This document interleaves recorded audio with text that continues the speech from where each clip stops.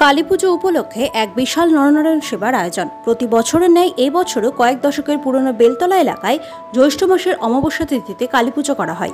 সেই কালীপুজো উপলক্ষে মঙ্গলবার রাতে নরনারায়ণ সেবার আয়োজন করা হয়েছিল। পোলাও, ডাল, আলুর দম, পায়েস ও চাটনি প্রসাদ ভক্তদের বসে খাওয়ানোর ব্যবস্থা করা হয়। এই নরনারায়ণ সেবায় মালদা শহরে বিভিন্ন প্রান্তের ভক্তরা এসে প্রসাদ গ্রহণ করে। প্রতি বছরের মতো এই বছরও নরনারায়ণ সেবায় প্রায় 6 থেকে 7 হাজার ভক্তের সমাগম হয়। ব্যুরো রিপোর্ট, প্রথমে বাংলা আপডেটস।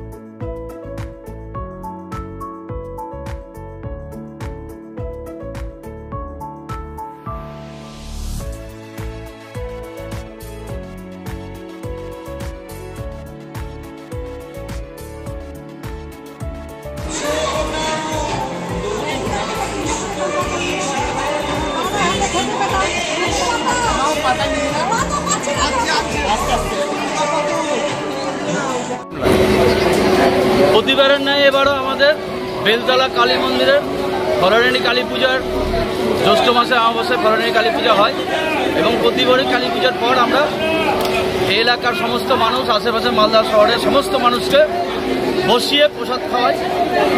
এবারও তার ব্যতিক্রম হয়নি। কত লোককে খাওয়াচ্ছেন? মোটামুটি প্রতি বছরই আমাদের 6-7 হাজার লোক খায়। এবারও তার ব্যতিক্রম হবে না, আশা করি। প্রতিবারের যেমন বাড়ে এবারও বাড়বে লোক।